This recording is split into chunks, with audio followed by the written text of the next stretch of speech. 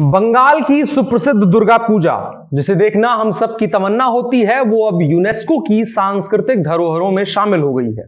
आपको बता दें, भारत की 14 धरोहरें, सांस्कृतिक धरोहरें इससे पहले ही इस सूची में शामिल हो चुकी हैं। पूरी दुनिया के केवल 6 देश ऐसे हैं जिनकी अपने उत्सव, अपनी सांस्कृतिक धरोहरें इस सूची में शामिल हुई हैं। बंगाल की दुर्गा पूजा को मूर्ति से ज्यादा भावनाओं पर आधारित पूजा माना जाता है।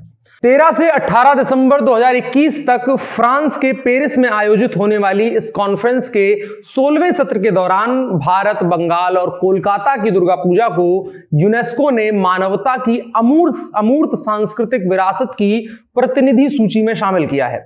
हम सभी को जब भी मौका लगा होगा तब हमने ये दुर्गा पूजा जरूर देखी होगी। सैकड़ों सालों से बंगाल में हो रही इस दुर्गा पूजा का अपने आप में भारत का सांस्कृतिक महत्व है और भारत की संस्कृति का परिचायक है। जहां एक तरफ महिलाओं के सर्वांगीण सशक्तिकरण पर बल देती है, तो वहीं दूसरी तरफ आस्था के दम पर ईश्वर को भी अपने बीच में बुला लेने के साहस का परिचय देती है। और भी बहुत कुछ है जो आपको जानना चाहिए इस खास दुर्गा पूजा के बारे में, वो हम आपको बताएंगे इस वीडियो में। अंत तक बने रहिए हमारे साथ। मेरा नाम अनुराग मिश्रा है और आप जनता जंक्शन देख रहे हैं। तमाम स्कूल, दफ्तर, कॉलेज बंद करके बंगाल समेत पूरे भारत में लाखों जगहों पर दुर्गा पूजा का आयोजन हर साल किया जाता है। अकेले बंगाल में तकरीबन 30,000 पंडालों में मां दुर्गा की आराधना की जाती है। इस दौरान महज कोलकाता भर में 3,000 से ज्यादा जगहों पर दुर्गा पूजा के पंडाल लगते हैं। आपको बताएं, महज कोलकाता भर में 3,000 से ज्यादा जगहों पर दुर्गा पूजा के पंडाल लगते हैं। आपको यह भी बताएं कि पहले दुर्गा पूजा षष्ठी से लेकर के नवमी तक यानी 4 दिनों तक मनाई जाती थी, लेकिन अब यह 10 दिनों तक चलती है। इस दौरान सभी भक्तजन मां की आराधना करते हैं और अपने तमाम रोजमर्रा के कामों को कुछ दिनों के लिए पीछे छोड़ देते हैं। बंगाल में दुर्गा पूजा के आयोजन के इतिहास की अगर बात करें तो इसको लेकर के कई कहानियां प्रचलित हैं, लेकिन आधुनिक भारत के इतिहास में अगर इसको देखें तो कई इतिहासकार कहते हैं कि पश्चिम बंगाल में दुर्गा पूजा का आयोजन साल 1775 के प्लासी युद्ध के बाद शुरू हुआ।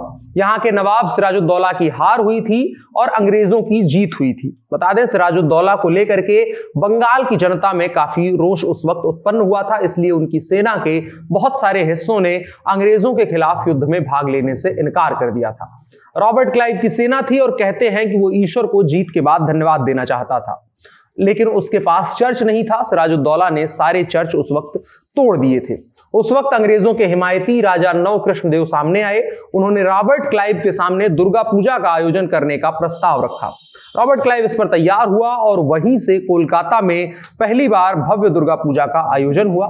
इस आयोजन को देख करके लोग बहुत प्रभावित हुए और फिर इसका आयोजन धीरे धीरे बढ़ने लगा और फैलने लगा और बड़े पैमाने पर होने लगा। ये आधुनिक भारत के इतिहासकारों का एक तर्क है, लेकिन एक और तर्क है कि 9वीं सदी में बंगाल के युवक ने इसकी शुरुआत करी थी। इसके अलावा रघुनंदन भट्टाचार्य नाम के एक विद्वान का जिक्र भी आता है कि पहली बार उन्होंने दुर्गा पूजा का आयोजन किया था। एक और चर्चा है जहां तकरीबन 100 साल पहले बंगाल के बिहारीपुर में रहने वाले एक परिवार ने दुर्गा पूजा की शुरुआत करी थी। शुरुआत में 2-4 बंगाली परिवार ही मिलकर के इसको मनाते थे, लेकिन उसके बाद यह उत्सव पूरे शहर में धूमधाम से मनाया जाने लगा। इसके अलावा बंगाल में पास और सेन वंश के लोगों ने भी इस पूजा को और दुर्गा पूजा को काफी बढ़ावा दिया है। इसका प्रमाण कई जगहों पर इतिहास में मिलता है। तमाम दावों और कहानियों की फहरिस्त में एक और जिक्र मिलता है, वो ये कि पहली बार दुर्गा पूजा का आयोजन कुलूप भट्ट नाम के पंडित के कहने पर ताहिरपुर के एक जमींदार जिनका नाम नारायण था, उन्होंने करवाया था। इन तमाम कहानियों के बीच एक बात सत्य है कि सभी ने अपनी अपनी समय की समस्याओं और परेशानियों के निराकरण के तौर पर देवी की आराधना की थी। इतिहासकारों के अपने तर्क हैं, लेकिन असत्य, क्रूरता और समस्याओं पर विजय का प्रतीक है भारत, बंगाल या कोलकाता, जहां की भी कह लें दुर्गा पूजा। आपको बता दें, अभी तक दुनिया के महज 6 देशों के उत्सवों को ही यूनेस्को के अंतर्राष्ट्रीय उत्सव के तौर पर मान्यता मिली है। हाल ही में अयोध्या की रामलीला, कुंभ मेले को भी अंतर्राष्ट्रीय उत्सव की मान्यता मिली थी। साल 2008 में रामलीला को इस सूची में शामिल किया गया था और साल 2017 में कुंभ मेले को इस सूची में शामिल किया गया था। इसके अलावा साल 2016 में नवरोज और योग को भी अंतर्राष्ट्रीय उत्सव की लिस्ट में शामिल किया गया था। सरकार की सिफारिश पर इस बार यूनेस्को ने दुर्गा पूजा को अंतर्राष्ट्रीय उत्सव में शामिल किया है, उसको रिकॉग्नाइज किया है।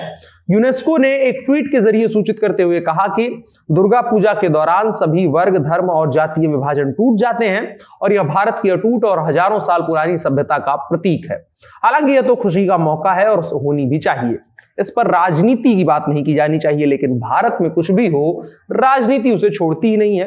बंगाल की मुख्यमंत्री ममता बनर्जी और प्रधानमंत्री ने जहां इस घोषणा पर खुशी जाहिर करी, तो वहीं पर ममता बनर्जी के भतीजे और टीएमसी से सांसद अभिषेक बनर्जी ने इस मौके पर भी एक ट्वीट करते हुए केंद्रीय गृह मंत्री अमित शाह और भाजपा नेताओं पर निशाना साधते हुए लिखा कि अमित शाह और बीजेपी के उन बड़े नेताओं के लिए 2 मिनट का मौन रखना होगा जिन लोगों ने चुनाव से पहले कहा था कि बंगाल में दुर्गा पूजा मनाई ही नहीं जाती है। उनका झूठ अब सामने आ गया है। अभिषेक बनर्जी के इस ट्वीट की वजह यह है क्योंकि बीते दिनों इसको लेकर के बंगाल में राजनीति बहुत गर्म थी।